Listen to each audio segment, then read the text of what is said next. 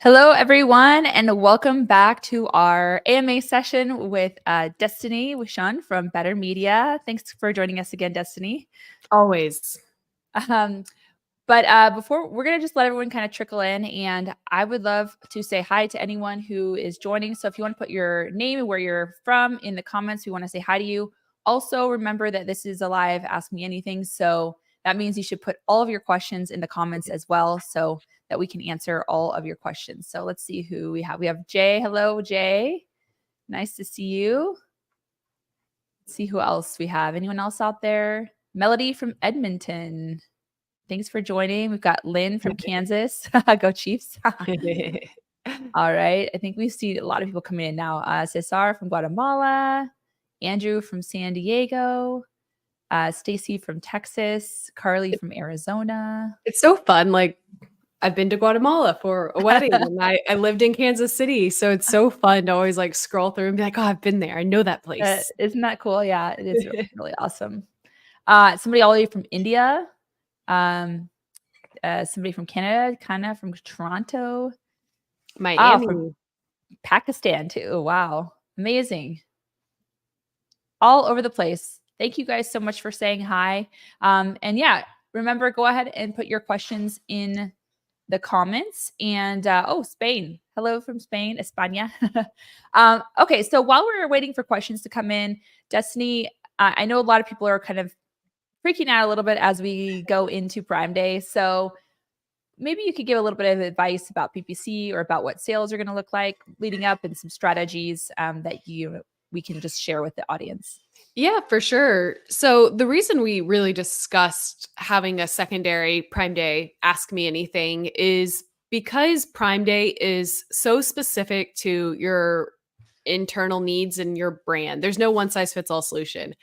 So when Bradley and I were going back and forth, I'm like, what do I present on in terms of strategy? How do we cover both the brands who want to focus on profitability and the brands that want to focus on scalability? I was like, well, I think we need to have this secondary Q&A session. So all that to say, we're wanting to make sure we're providing answers that fit your current business needs. So any of the context you can give us in the questions is always going to be super valuable because we want to make sure we're providing you the context needed for whatever you're trying to accomplish. And then another thing to consider is Prime Day has changed quite a bit over the years. I think 7 years ago when I ran my first Prime Day, there was no competition and customers also did not know what Prime Day was. Like you would definitely see a lift when people just inherently logged onto the app. Nowadays, it's a national holiday. Like everybody knows what Prime Day is, and everyone is seeing the pop-up notifications for Walmart, for Target, for Amazon. It is the Black Friday, Cyber Monday of the summer. And why that matters is because the moment Prime Day is announced, sales tank almost across the board. We're seeing it on our agency dashboard that conversion rates down from like 15 to 17% to 13 to 14%. And the reason is why would customers buy now when they know the best deals of the year are going to happen next week, right? So that's really important to consider because one, if you're hopping in and you're stressing out, you don't need to make any crazy changes. It's really truly a consumer behavior change. There are things you can do to mitigate that loss that I think Carrie and I have a good discussion around yesterday and we'll talk about today. But it's also really important to consider the timing of Prime Day. So Carrie, I know you discussed, I think you run coupons for lead in, correct? Yeah, so I leave coupons before and after to make sure to kind of capture those sales of people who are looking early and they're kind of just adding to cart. But if they see a coupon, usually they're like, okay, I'll just buy it now. And then also afterwards, we see a lot of sales as well from just people using the coupons. So I think it's really important to kind of continue those deals because otherwise people feel like they missed out and they're like, oh no, maybe I'll just wait when it's right after. So I think it's just a psychological thing for people. And so, and especially, before Prime Day, if you do have a deal, people are like, oh, I should just get this now before it sells out or something like that. So yeah, I think it's a good idea to have deals going into Prime Day as well and after. I think that mentality that you called out of people are still going to be shopping or looking, but maybe not purchasing is really, really important to consider here. Because when I said our conversion rate was down, I focused on conversion rate for a reason. Our spend is almost the same. Our impressions, our clicks are almost the same. Customers aren't not logging in to Amazon. even though Prime Day was announced, they're still logging on, they're still shopping, but they're adding to cart or they're list building, which is another really big thing. Carrie, do you build list as a customer? For my customers, or Yeah. oh, I mean wish lists. Yeah. Yeah, on I do Amazon. I have a bunch of wish lists, and I'll go back even I'm like, "Oh yeah, I really wanted that." And like I'll get something maybe even like 6 months later. So, Yes. yeah, I I do. I didn't know that was a thing. I was over at my friend's house the other day and they were showing me they had like 7 different wish lists for things. And I realized that's what a lot of people do for Prime Day is they'll take all these historical lists they've built, open them up on Prime Day and scroll and then start purchasing if the items they already wanted were on a deal. So it's just really important to consider this time Mhm. frame. You still have customers shopping. So you still want to have some form of advertising presence or some form of coupon or discount in order to make sure you're getting in front of those customers, but they might click now and then purchase on Prime Day or post Prime Day, which is why we have an attribution window, right? So it's super important to consider when you're looking at your strategy. Do you want to just optimize and say, hey, I don't even care about the clicks, I don't want to discount a customer? Then you can do that. Or you can say, hey, I want to make sure I'm taking advantage and I'm willing to see an increased spend, decrease in sales up until Prime Day, which is lead in what we're talking about here, because I know it's going to pay off on Prime Day or post Prime Day. Definitely. And we have a lot of questions coming in. The first one here is, when is it too late to start a campaign for Prime Day? It's really never too late, honestly. I think that's the beauty of Amazon advertising is it's pretty instantaneous if you have the right bid for that timing. So we typically recommend starting, as early as possible, but you can go log in right now and start. You can go pull the webinar that we posted last week where we gave specific campaigns to launch and get them launched now. A few things to be considered is when you're starting a brand new campaign, it doesn't have the relevancy and the history that is going to allow you to get as many impressions as possible. So you may have to have a higher bid in order to kind of force Amazon's hand to put you in front of the customers because things get a little bit more expensive during Prime Day. But I mean, there's Yeah. been times where morning of Prime Day, I've had brands reach out and be like, oh my gosh, my product's in stock. Can you go ahead and create 12 campaigns for Prime Day? And I get it done the morning of. Yeah. And Melissa Burdick, actually, she talked about micro seasons and Yep. creating different campaigns for micro seasons. And I think Prime Day is also a great one too, because you can go back to historical trend, find a specific like Prime Day vacuum or Prime Day, whatever you sell, Yep. and you can keep those kind of evergreen. And she said that you get a lot better results as you keep them evergreen. Would you say you've had the same experience? 100%. It's not great to turn on and off campaigns. And a lot of people are worried of, well, if I'm bidding on Prime Day and it's December, it's going to be terrible performance. But I'm like, who's typing in Prime Day in December and who's clicking on Prime Day ads in December? Not a lot. So pay per click is what we run. It's PPC, and it's a reflection of demand. So if your product's not in season, they're not going to be searching for it. And if someone tells me my ad is getting a ton of clicks, even though it's not in season, I would argue it's probably in season if customers are searching for it. You just don't realize it may not be your peak season yet.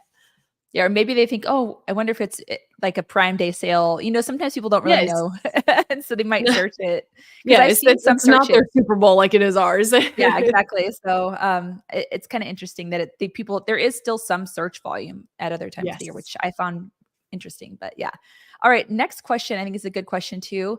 Should we run brand tailored promotions promising abandoned cart during Prime Day or right after Prime Day on the 18th? What do you think about that? The brand tailored promotions. Honestly, I would probably do it on Prime Day and then maybe give it 4 to 5 days after Prime Day. I don't know do you know what the time frame is specifically between when Um, you can run them? I mean, I just usually have them kind of ongoing. So, Yeah. um, I would probably say just keep them on. Yeah. Just keep I them don't know the ongoing. specific time frame, Mhm. that it's allotted, but I would say the same. The beauty of Prime Day as well is it's no longer a 48-hour holiday. It's a month. Yep. Everyone's kind of extending, so you could definitely run it during and then also post to make sure anyone who added to a cart but did not end up purchasing, you can target. And this is something you can also do with DSP and AMC for those who are interested. So if anyone has any questions around DSP, AMC, or sponsored display, also drop those in the chat because we can have that conversation as well. All right. So this next one is, when there are often discrepancies Oh, between the suggested bid range and good the question. CPC, how can we trust Amazon's Prime Day bid range? For example, the CPC will be $1.50, but the suggested bid range will be $2 to $4. They're not correlated at all. I think a lot of people assume that they should be, but they're not. Your CPC is what you are paying personally, independently. Suggested bids are an average of every single placement on the page for that one keyword and every person in the auction. So let's say you have one person who has a $40 bid in your auction, they're going to be increasing your suggested bid, right? That's going to increase the average. You may not have to pay $40 because maybe they're out of budget and now you're winning for $1.50, as you can see. But suggested bids are an average of every auction and every placement. So that's why it's not always a reflection of what you are personally paying. What you are personally paying is your cap. It's your bid. It's your cost per click is what you paid for that placement on the page, which may not be the top of the search. If you're seeing a $2 to $4 suggestion, it's because Amazon's probably looking at your historical average and saying, during Prime Day last year, the bids were much higher than what you're paying now. So you could have an opportunity to increase to take up more traffic. All right. Somebody else said, our experience with Prime Day is sales tank before and after. Also, we have to spend extra on ads and discount our products just to keep our sales the same. Am I missing something? Not really. But I will say across the board, when we pull the data as an agency, the average month over month lift is still over 20%. So yes, your sales may decrease before and after, but you make up for it with how much sales you get during those days. You just need to figure out the pivotal point where you're profitable. And this is where economies of scale come into play. That's all Amazon's game is, right? Amazon would much rather you sell 100 units at a $1 profit than 10 units at a $10 profit. Is that the right math? Yeah. Amazon, yes, Amazon's a game of volume. And so this is why we always have the conversation of profitability is great. Cash flow is what drives your business. But Amazon's not playing that game. Amazon's playing a units and a volume game. That's what matters the most to them. So again, across the board for the majority of our brands who run Prime Day appropriately, they're up month over month because of Prime Day. Yes, it sucks beforehand, not too great afterwards, but when used appropriately, you can improve your BSR because if you're not selling more units, someone else is, and they're going to be improving their ranking over you. Awesome. Okay. How much do you have to budget on special Prime Day ads normally to have it run years ads? But I think years. I'm not sure I don't on know the second part. I don't know what that was. Years ads. It really depends. It depends on how much money you have to spend. It depends on what category you're in. I've always given the example that for one keyword in one category last year, we spent $60,000 and we still weren't in budget the whole time. Like, oh, wow. That's a reflection of demand, right? When you flood the platform with customers and you have hundreds of thousands of people that are clicking more frequently, that's going to be reflective of your budget. Amazing. Okay. Follow up. How do we set bids for Amazon Prime Day? I think you kind of... I don't want to continue like reiterating this, but we did in the last presentation that Bradley and I did, we gave a very specific, if you're only focused on profitability, here's what I would lower my bids on. If you're focused on scalability, here's how I create campaigns and focus on top of search. In general, it really depends on which two of those factors matter the most, saving money or driving sales. We typically focus on your highest converting search terms, increase the bids on slightly if you can afford it. Lower your bids if you're not running any deals or discounts. There's so many rules and variants there. Okay. This next one, I think they're saying our Prime vouchers are fine. Do we also run? Or do we also run promotions, or will Amazon be promoting our listings for free? So Amazon does do a ton of heavy lifting here, right? When you open your Amazon app right now, I'm pretty sure the first thing you see is the Prime Day little banner that comes across. So that is them promoting your listings, maybe not your listing specifically, but they are driving traffic to their platform, right? Which is fantastic. They get more customers during Prime Day than any other time of the year. That was proven last year. The problem is your listing relevant for the customer? And that's why Carrie and I opened up the way that we did. Customers are typically looking for deals and discounts. That's what Prime Day is known for. So yes, you can sit back and not do anything and probably still get some increase in traffic. I think we see like 5 to 10% increase in traffic if you don't run a dealer discount, just from the nature of people clicking around and being in your category. But customers are going to be less likely to purchase at the end of the day, almost across the board. Customers are looking for some deal or some discount or some offer that's better than the rest of the category on Prime Day. So we typically recommend running some type of voucher or some type of promotion just to get visibility to your listing, because if you don't, your competitors will, and they're going to be more likely to get sales than you. Yeah, I always say put yourself in the shoes of the customer. I mean, I buy stuff on Amazon, right? And I'm also thinking, hey, I want to save money. I should get this on Prime Day if there's no discount. So it's the same. I mean, just put yourself in the shoes of somebody who's browsing, and I think it helps to kind of make it more clear. All right. When I start new campaigns, it takes a day or two to start showing impressions. Is this normal? Should I start Prime Day campaigns a couple days before Prime Day because of this? Yeah, I would say it's pretty normal. There is I hate the term hack, but there's like a quick tip to winning more impressions, and that is just to bid the absolute highest the moment you launch your campaign. And when I say high, I mean like $20 bids. Wow. When you do that, Amazon will pretty much immediately recognize that you're number one in the auction for that keyword, and they're going to start serving you impressions relatively quick. And then when those customers start clicking and buying, it's going to send a strong signal to Amazon that that keyword is relevant because they have the data to prove it, right?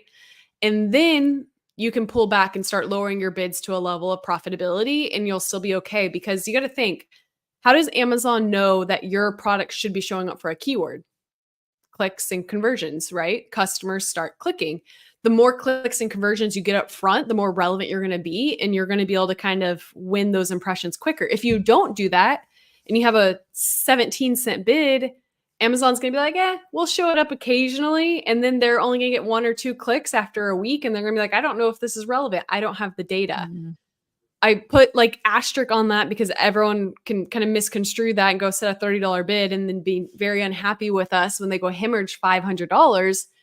But if you understand how an algorithm works, it just needs to collect data. So if that's the case, I would go ahead and start your Prime Day campaigns 100% beforehand and go slow and steady. Or if you needed to wait until the last minute, just set your bids pretty high, and you can sometimes override that waiting period. All right.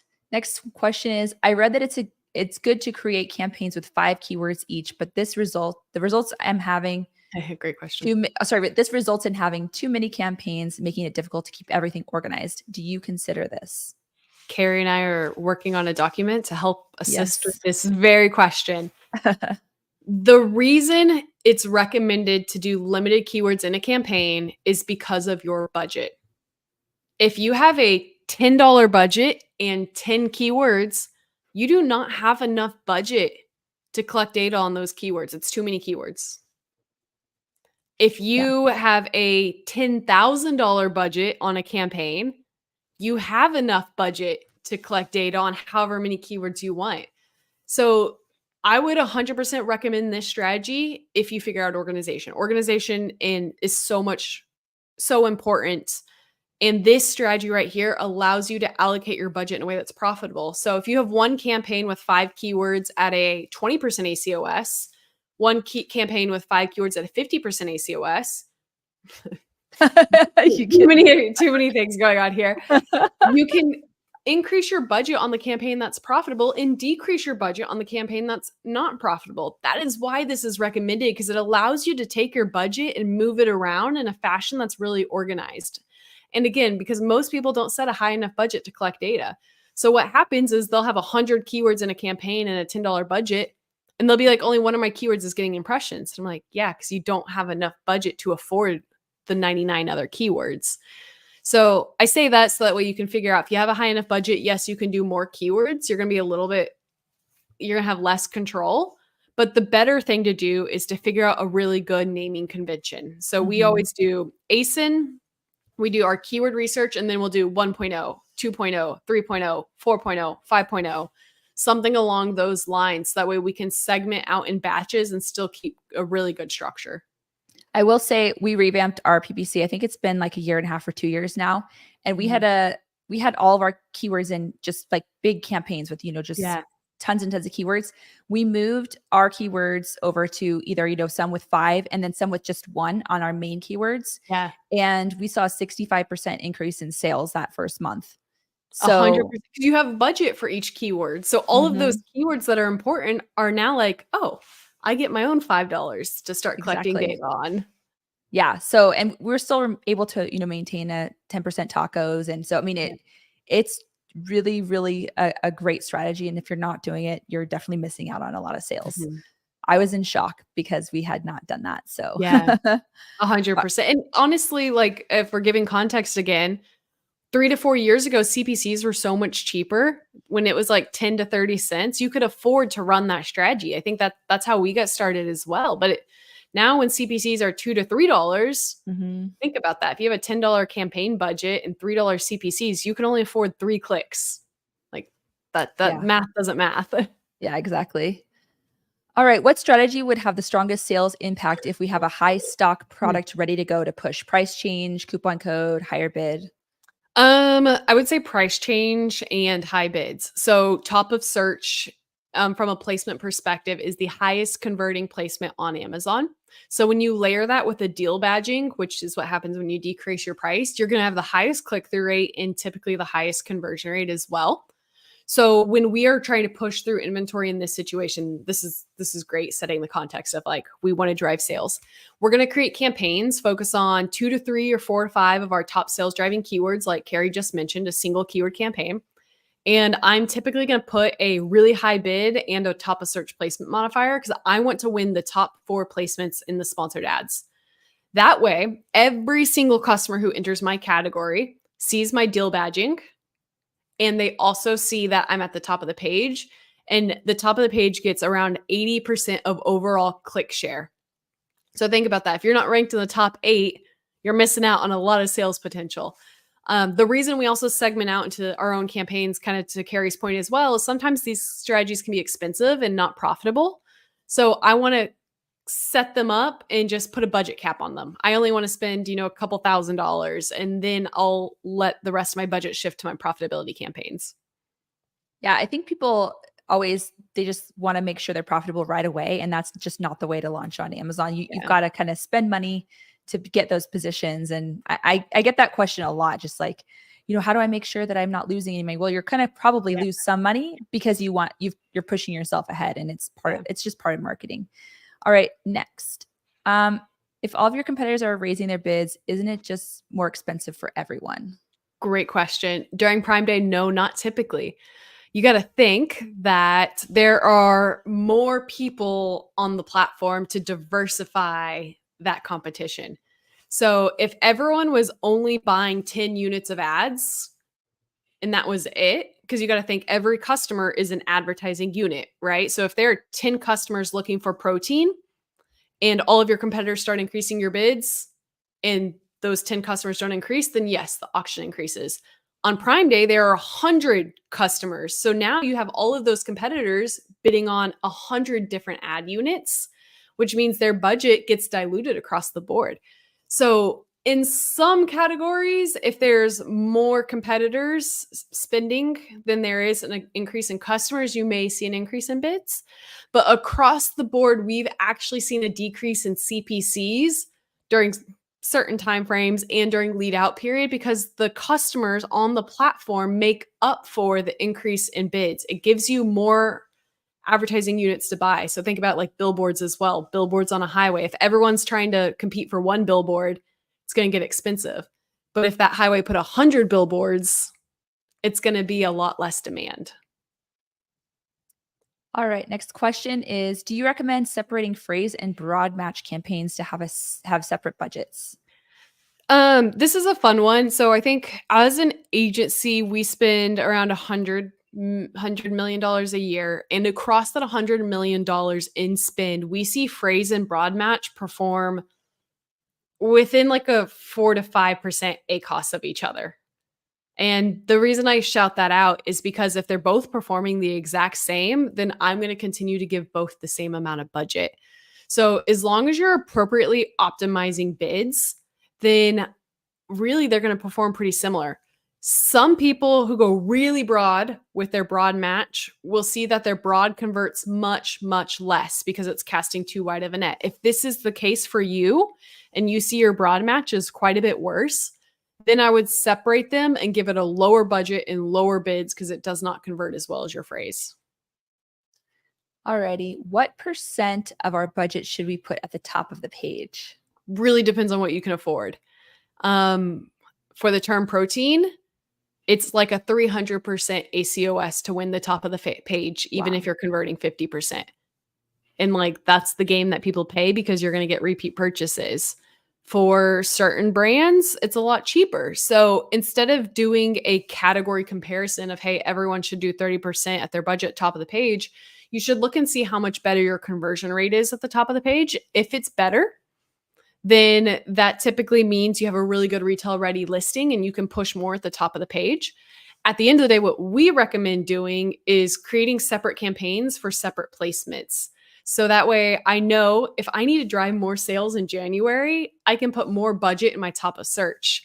But if I need to be more profitable in March because I'm about to repurchase inventory, then I'm going to move my budget to spending on product detail pages, which is typically much lower bids because it's a lot less competitive. Right. Okay. Next question is, what do you think about the Prime hangover the next 2 weeks after Prime?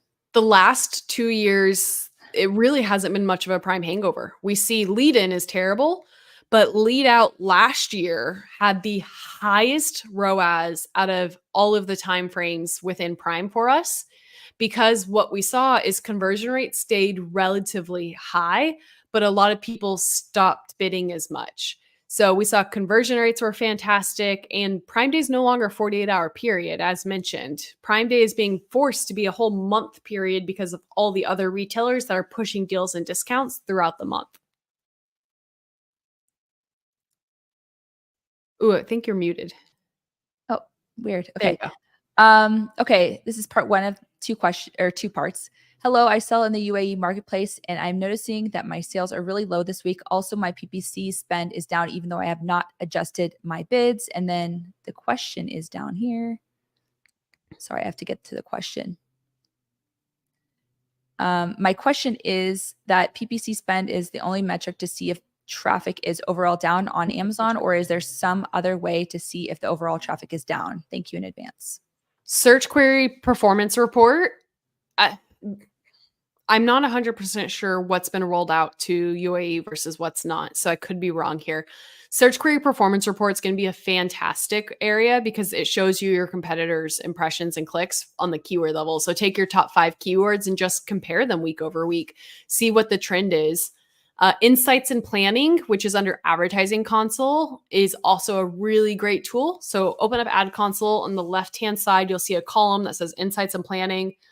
Then you click brand metrics. This will allow you to see the advertising and organic traffic within a subcategory that you can pull immediately. Atomic also has the same feature rolled into their overall dashboard. All right. Is there a % discount that works on how to think of discounting? I'm not great with pricing psychology. I think, in my opinion, it probably matters the most what your category is doing. I'm not the right person to ask for that. I apologize. Right. I mean, we just kind of choose. Like, I think we did 10%.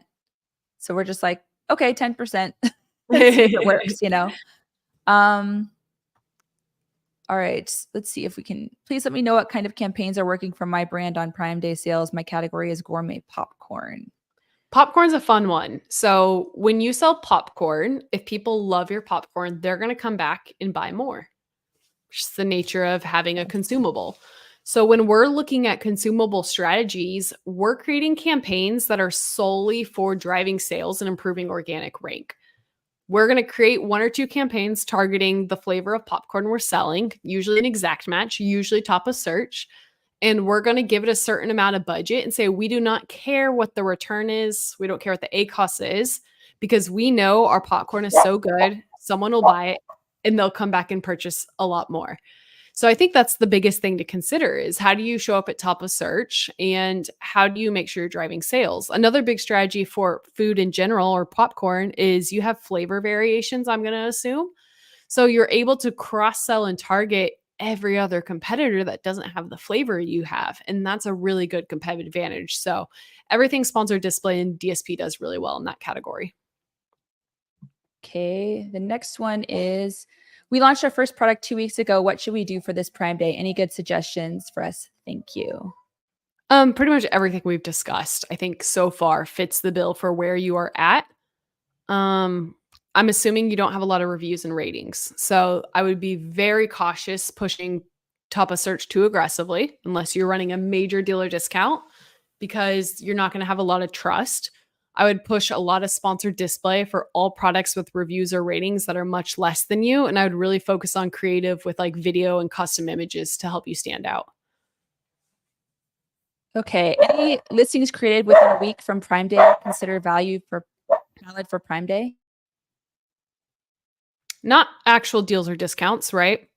So within a week from Prime Day considered. So you're not going to be able to like have Amazon paid promotions, but you're still going to be able to run advertising campaigns and push quite a bit of traffic in that area. So I don't think that's too much of a concern. Let's see. Where are we at? Scrolling through some of these.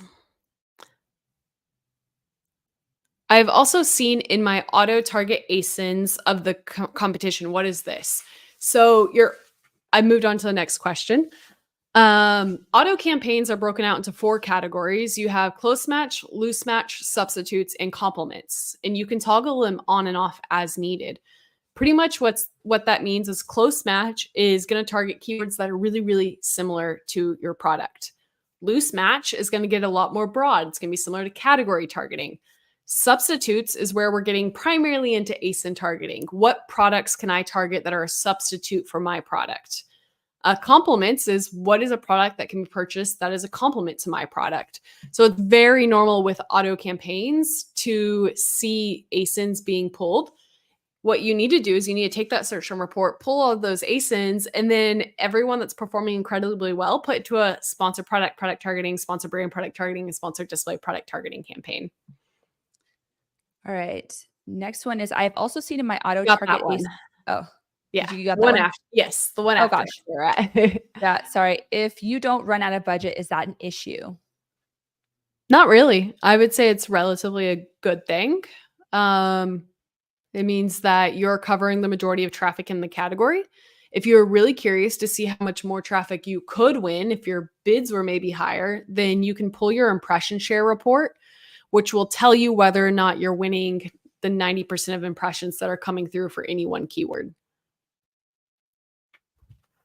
Right. What percent of sales should you spend on advertising in general? I would say it depends on your organic rank. A healthy account with established organic presence, we typically see anything less than 50 is healthy. If more than 50% of your sales are coming from ads, that typically means your organic presence is not fantastic. And the only reason you're getting seen is through your top of search ads, or you're cannibalizing if you are ranked in the top 4 by still pushing ads too aggressively. Okay. How do you calculate a good budget for a campaign? Really depending on what you can afford, but just do some quick math. We don't recommend making a bid decision unless you have at least 10 clicks. Nowadays, that's more like 20 clicks. So if you have 10 keywords in a campaign, you know you need to get 20 clicks. That's 200 clicks you need to be able to afford. If you know your CPC is $2, 200 clicks times $2 means that you need to have a $400 budget in order to collect data to optimize a campaign.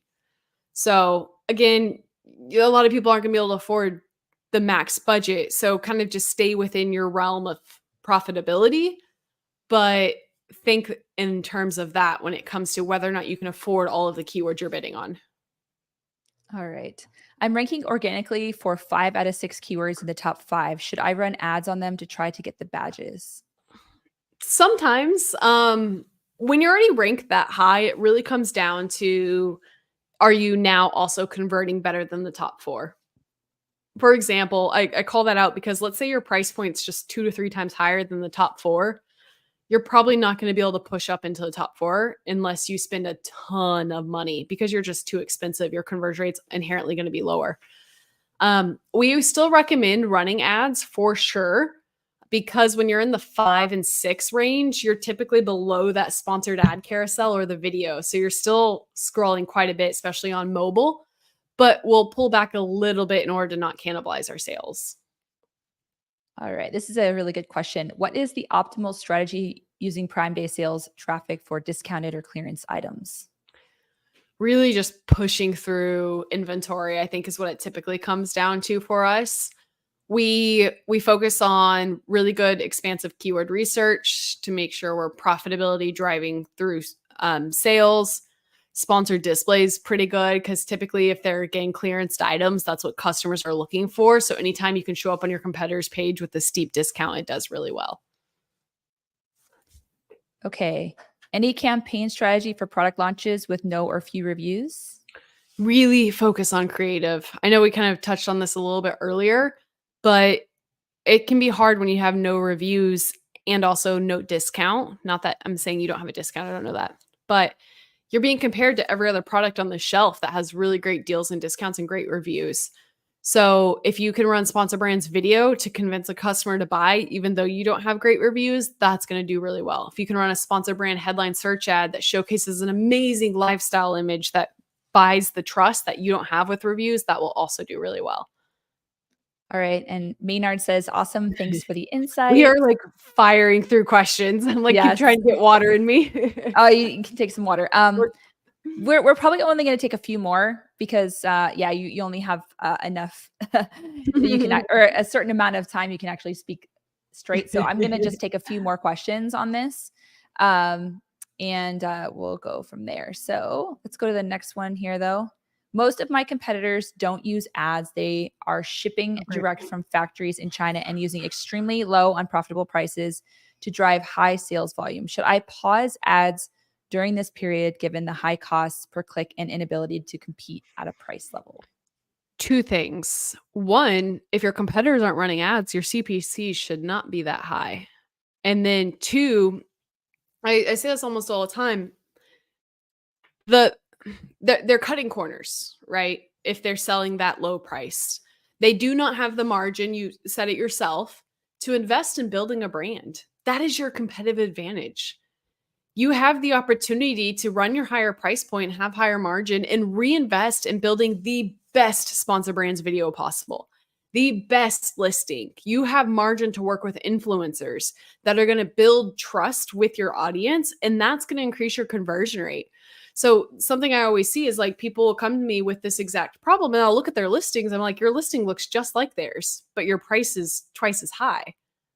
And they're like, well, I just can't afford it. I'm like, you have to come up with a way to afford it because it can always undercut price. There's always going to be a manufacturer undercutting your price. It does not matter what industry you're in. You cannot prevent that. So would you rather try to compete in price when you know you can't, or instead invest in improving the quality of your listing? As a customer, I love a good deal, but there's a reason I don't buy from Shein half the time because the quality is crap. So 100%. I prefer to go to a site that I know is trustworthy and I can see that the imagery is fit to my body style and they have all these other aspects. Like that is your job when you're building an amazing Amazon listing and competing against those people. It's not always about price. Like, trust me, I'm the customer that's like, I will pay quite a bit more if something looks a lot more trustworthy online. Yeah, same. I definitely like to invest because I don't like to have to throw stuff away and then buy another one. It's a waste of money and then you end up paying probably the same amount for the same thing because you've thrown it away. Yeah. So, and it's better for the environment to just have one. Yes. Okay, let's do one more question. Let's see. Do you recommend to use the same keyword on phrase, broad, and exact campaigns? We do. As an agency, we do almost across the board because they are going to drive very different results almost across the board. Your broad and phrase are going to allow you to run evergreen keyword research that you can then continuously use to reinvest and harvest into your exact match campaigns. All right. I know there's a lot more questions here, but we're There's a we've lot run of out of like time. scrolling Yeah. through. Yeah, we've run out of time. So Um, thank you everyone for asking all the questions and for all of your participation today. I was gonna say I'm gonna look at my schedule and maybe regret this, but if I did miss any important questions and anyone wants to drop them in the groups, because I think we usually post these webinar recordings and like engage in the comments, I'll try to Mhm. get through them in the next like 2 to 3 days and just respond with a Loom video or a typed out response. Awesome. Not saying I'll be able to get through all of them because I think we have like 60 more over here, but I will definitely try to work my way through any other questions we can Yeah, get. there's a ton. So thank you so much for joining us, Destiny, and just giving this valuable information. I know PPC is one of the hardest topics for people. So it's really, really helpful to have an expert in here at just answering all these questions and so thoroughly. So thank you so much. And we hope to see you all again on the next webinar that we do with Destiny. Bye, everyone. Amazing. Thank you.